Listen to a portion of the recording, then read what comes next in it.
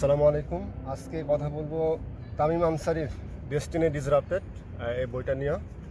So কথা বলাটা যদি আসলে একটু মানে বলি কী বিষয়ে বলবো, সেটা প্রথমত এই বই লেখার যে প্রেক্ষাপট সেটা বলবো। এর মধ্যে লেখকের জীবনী আসবে, কারণ লেখকের জীবনীতে ঘটে যাওয়া কিছু ঘটনাই আসলে এই বইটা লেখার প্রেক্ষাপট, এই ডেস্টিনি ডিসরাপ্টেড। দেন বইয়ের এবং আপনি জানেন কি না, স্যামুয়েল পি হান্টিংটন তার একটা তত্ত্ব আছে, ক্ল্যাশ অফ সিভিলাইজেশন, অর্থাৎ মুসলিম ওয়ার্ল্ড এবং ওয়েস্টার্ন ওয়ার্ল্ডের যে এই ক্ল্যাশটার পিছনে তিনি বলছেন যে এটা সিভিলাইজেশনের আসলে ক্ল্যাশ। ঠিক আছে, মানে প্রত্যেকটা সিভিলাইজেশন বা কালচার, তাদের যে রিলিজিয়ন, এর উপরেই আসলে মানে কি বলা যায়, অন্যকে আসলে সহ্য করতে পারে না, বা এই ক্ল্যাশটা লেগে আছে। কিন্তু তামিম আনসারির এখানে অন্য একটা ভিউ আছে এবং তিনি কিছু যুক্তি দিয়েছেন তার নিজের পক্ষে, ওই বিষয় নিয়ে কথা বলবো। তৃতীয়ত বইয়ের অন্তর্গত কিছু বিষয়। টিপিক্যালি আপনি যদি বলেন এই বইটা আসলে ইসলামী ইতিহাসের বই, তবে সাধারণত ইসলামী ইতিহাস যেই ফ্লোতে আসলে লেখা হয়, এখানে কিছু বিষয় একটু ডিফারেন্টভাবে লেখা হয়েছে। দেন লাস্টলি বর্তমানে আমাদের যেই ক্ল্যাশ আমরা দেখতে পাই মিডল ইস্টে, আফগানিস্তানে হোক, পাকিস্তানে হোক, কাশ্মীরে হোক, একটা ভালো বিষয় যে তামিম আনসারি আসলে একজন আফগান আমেরিকান। তার বাবা আফগান এবং মা ছিলেন আমেরিকান। সো তিনি তার জীবনের কৈশোরটা মানে কাটিয়েছেন আফগানিস্তানে। সো বর্তমান যে ক্ল্যাশটা আমরা দেখতে পাচ্ছি, তালেবানের উত্থান, এই বিষয়ে তার যে অবজারভেশনগুলো সেগুলো ইনশাল্লাহ বলবো। সো প্রথমে শুরু করি তার জীবনের যে প্রেক্ষাপট। এই বইটা লেখার পিছনে তিনি কিছু বিষয় উল্লেখ করেছেন কেন এই বইটা লেখা করে তিনি আগ্রহী হলেন।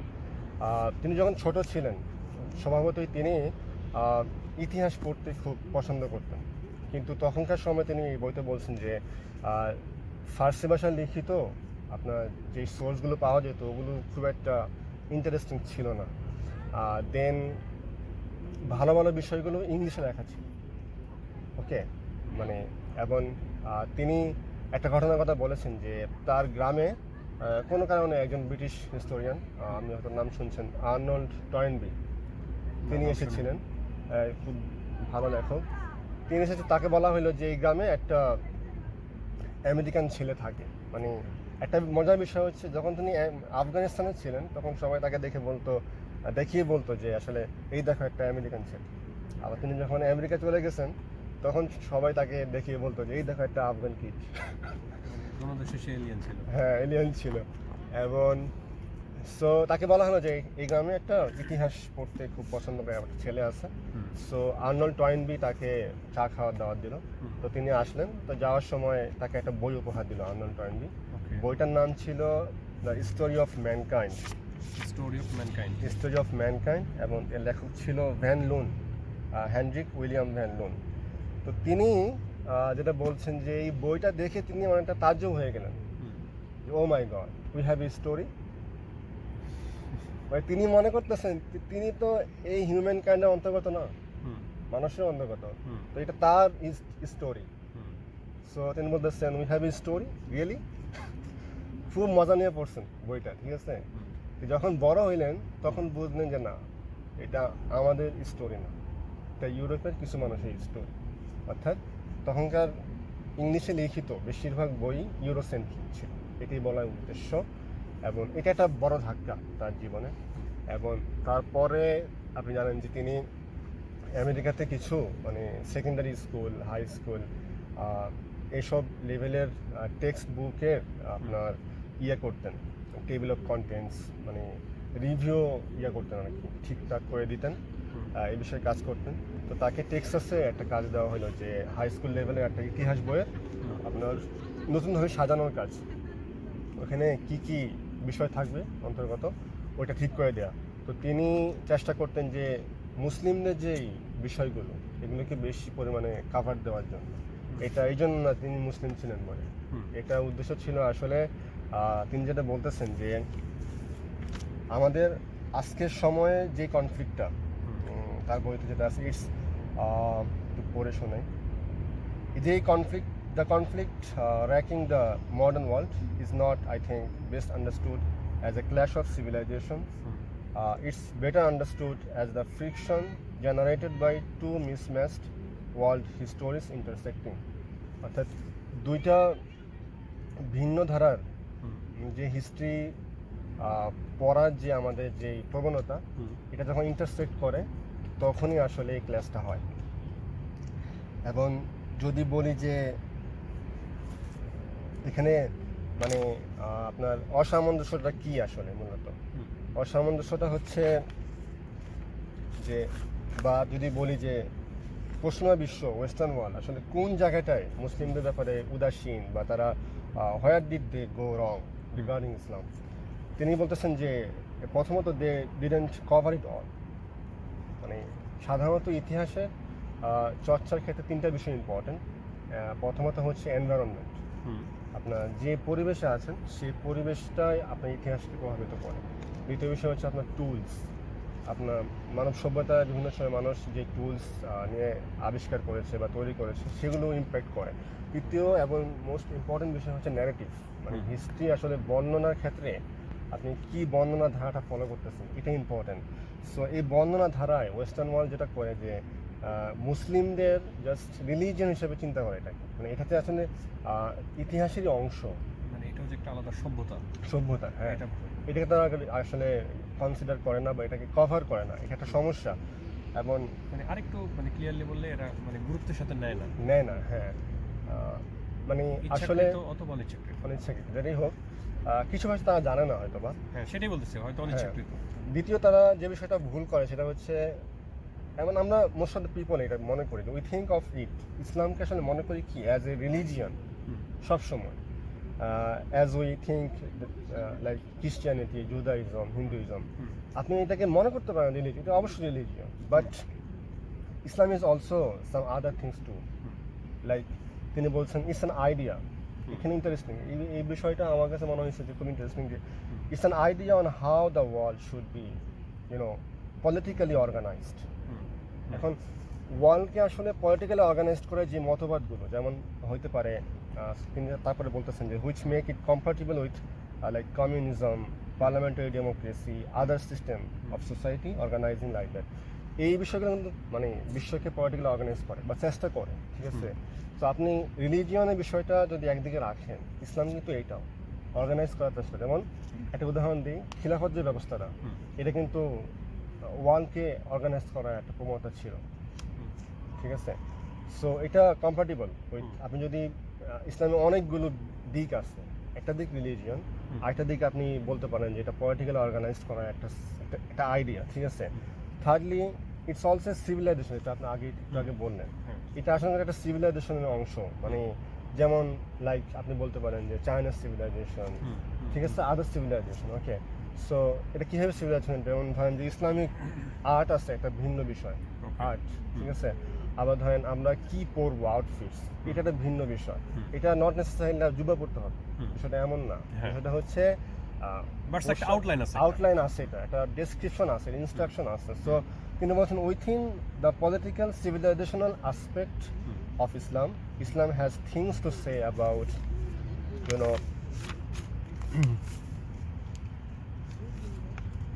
then how people live their life. Okay, like how you cut your hairs, how you choose your clothes. Okay, এবং other things, social things like contracts, আমাদের মধ্যে যেই কন্ট্যাক্টস এবং relation between genders and punishment, বিভিন্ন aspect থেকে এটা একটা civilization. Okay, so it has some clear instructions that have come out of history that miss the west. এটা ইতিহাসের একটা অংশ যেটা ওয়েস্টার্ন ওয়ার্ল্ড আসলে মিস করে। এই মিসের কারণেই আমাদের আসলে আমরা একজন আরেকজনকে স্পেস দিই না, সো জানি না, ঠিক আছে, এই জন্য কনফ্লিক্টটা হয়, মিস করার কারণে দ্বন্দ্বটা শুরু।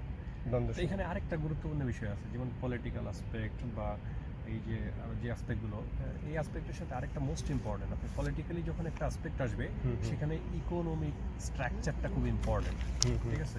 আপনি এখনও যদি বর্তমান ওয়ার্ল্ডের কথা চিন্তা করেন, ওয়ার্ল্ড যদি দুইটা ভাগে ভাগ, এখন তাহলে কমিউনিজম, একটা ক্যাপিটালিজম।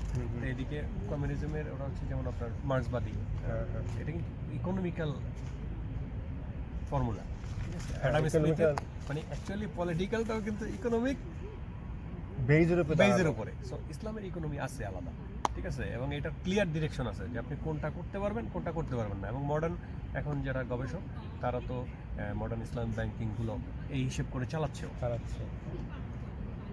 হ্যাঁ, তিনি একটা জায়গায় বলছেন যে if you want to understand the history, the past actually, you understand the history best if you follow the arc of the narrative.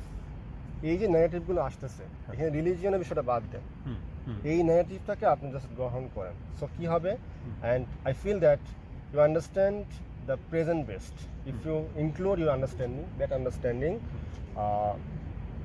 And the place that the present has in the narrative that people think they are living. এটা একটা বড় বিষয় যে আমরা আজকে এই বিশ্বে যারা বাস করতেছি এরা মনে করি কি আমাদের এই এখনকার সময় আসা পর্যন্ত যে বিষয়গুলো বা আমরা এখন যে বিশ্বে মানে বসবাস করতেছি এটাই সব কিছু, এটা কোনো জায়গা থেকে আসে নাই, আমাদের কোনো অ্যানসেস্টরস অবদান নাই বা এটার কোনো ফ্লো নাই, ন্যারেটিভ নাই।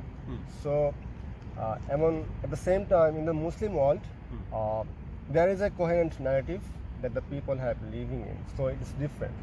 আপনি ওয়েস্টার্ন ওয়ার্ল্ডের মানুষ একরকম মনে করে, মুসলিম ওয়ার্ল্ডের মানুষ একরকম মনে করে, তাদের ইতিহাসটা ভিন্ন। So and now we have arrived at a place where this two narrative intersect. Okay, so ফলে যেটা হয় যে and some of the things that are going on now, যেটা এখন চলতেছে এটা হচ্ছে the friction and the tension you can understand. It's not as a clash of civilizations idea. You know, I think my idea is something different. তিনি বলতেছেন I'm answering. This idea of intersecting histories, and that idea is something like a crowd of people going this way and other crowd of people going this way, and when they happen to cross the paths, there are a lot of jostling and তিনি বলতেছেন যে knocking of shoulders, and we are in that part of the process now. Start now. মানে কিছু মানুষ এর থেকে আসতেছে, কিছু মানুষ এর থেকে আসতেছে, স্বাভাবিকভাবে গুতা লাগবে। তারা ভিন্ন মানে পার্সপেক্টিভ অফ ন্যারেটিভ হিস্ট্রির এটা ধারণ করে। সো তারা যখন ইন্টারসেক্ট করে jostling and knocking of shoulders শুরু হয়ে যায়। So the narrative of the Muslim history tell you that when Muslims expanded একটা সময় যখন মুসলিম এম্পায়ার ছিল তখন they took over an area politically, and then Muslims did their things and the other religion were free to do their thing. এটা কিন্তু হয়েছে, এটা কিন্তু এখন অনুপস্থিত। আপনার ওয়েস্টার্ন ওয়ার্ল্ড কিন্তু এখন মুসলিমদের এই স্পেসটা দেয় না, কিন্তু most of the cases Islamic এম্পায়ারে কিন্তু এই সুযোগটা দেওয়া হইতো। আপনার যারা নিয়ে আরো বলতেছেন কিছু কথা যে ইফ দে ওয়ান্টেড, ওই যে মানে ওই এলাকার মানুষরা যদি to join the Muslims, they were free to do so, and what you know that when the Muslims gain political control over an area, over time pretty much everyone in that area would end up converting to Islam. হ্যাঁ, এটা সত্য, মানে বেশিরভাগ মানুষই স্বতঃস্ফূর্তভাবে আসলে ইসলাম গ্রহণ করতো। But you know, in the early Muslim empire there was often the case that there was Christian community, Jewish communities, and the Muslim community, and there was different tax structure. প্রত্যেকের জন্য ডিফারেন্ট ট্যাক্স স্ট্রাকচার ছিল, যারা সেনাবাহিনীতে অংশগ্রহণ করবেন তারা জিজিয়া দিবে। ইন্ডিয়াতেও ছিল for the different people, but the occupation were basically open to other communities, and they could live their life according to their own laws. That was the case. এই বিষয়টা কিন্তু এখন অনুপস্থিত, এই স্পেসটা দেওয়া হয় না। কিন্তু আপনি জানেন যে অটোমান সময়েও ইয়ে ছিল, কি বলে, তাদের মিল্লাত ব্যবস্থা ছিল, মানে তারা আলাদা তাদের কি বলে জুরিস্ট রাখতে পারতো, রিলিজিয়াস পার্সন রাখতে পারতো। হ্যাঁ, সো এই স্পেসটা তখন দেওয়া হতো খুব ভালোভাবে। সো যদি বলি যে আসলে তাহলে তামিম আনসারী বলতেছে কোন সময়ে ইসলামী এই বিজয়ের সময়গুলোতে দেখা যেত স্বতঃস্ফূর্ত সবাই ইসলাম গ্রহণ করতো, বা এই সুযোগটা প্রথম দিকে দিচ্ছে পরে দিত না, এটা কোন সময়ের কথা সে বলতেছে? মানে কাদের উদাহরণ হিসেবে সে আনছে? না, এটা মোস্ট অফ দি কেসে এটা হইতো আপনার খলিফা রাশিদিনের সময় হতো, মিশরে হোক, হুম, সিরিয়ায় হোক, যখন আপনার পলিটিক্যাল এক্সপেনশন করা হয় হুম, তখন এটা হয়তো বা একটা সংঘর্ষ হয়, সব সময় যুদ্ধ হয়, কিন্তু সাধারণ মাস পিপল কিন্তু স্বতঃস্ফূর্তভাবে ইসলাম গ্রহণ করে। যারা করতো না তাদেরকে কিন্তু আলাদা থাকার, আলাদা তাদের নিজস্ব যেই রুলার বা রুলার বলতে নিজস্ব ল অনুযায়ী চলার একটা স্বাধীনতা দেওয়া হতো। তখন ইন্ডিয়াতেও হয়েছে এটা, হুম। মানে এই স্পেসটা ছিল, এই স্পেসটা এখনকার ওয়েস্টার্ন ওয়ার্ল্ড দিচ্ছে না মুসলিমদেরকে। ওকে ওকে ওকে। এটা বলতে চাচ্ছি না, হ্যাঁ, এটা বলতে চাই। সো দেন বইয়ের কিছু অন্তর্গত বিষয় বলি। হুম। প্রথম বিষয় হচ্ছে কিছু টিপিক্যাল আইডিয়া, যেমন হিজরত। এখানে আরেকটা কথা, হ্যাঁ, বলেন। সেটা হচ্ছে তামিম আনসারি আফগান আমেরিকান, ঠিক আছে? তো এই বইটা লেখা হয়েছে বা পাবলিশ হয়েছে কত সালে? 2009 সালে। 2009। তখন তামিম আনসারির বয়স আনুমানিক কত? মানে সে কি তার লাস্ট বয়সে যা লিখছে নাকি আর্লি এজে লিখছে? আই থিঙ্ক প্রবাবলি এখন তিনি বার্ধক্য না আমাকে, আমি তার অনেক কিছু ইন্টারভিউজ দেখছি। আচ্ছা, এখন যদি বার্ধক্য হয়ে থাকে তার মানে তার সে 50 মাঝ বয়সে মাঝ বয়সে এসে লিখছে, বা হ্যাঁ, মাঝ বয়সের শেষে 40s-এ। ওকে। সো আর কিছু বলবেন? আজকের মতো তাহলে শেষ করে দেন, আজকের মতো শেষ করি। অন্ধকার হয়ে গেছে, হ্যাঁ ভাই। পরে আমাদের ভূতের মতো লাগে। আচ্ছা, ঠিক আছে, আল্লাহ থ্যাংক ইউ। হাফেজ। ওকে। ও পা লেগে গেছে।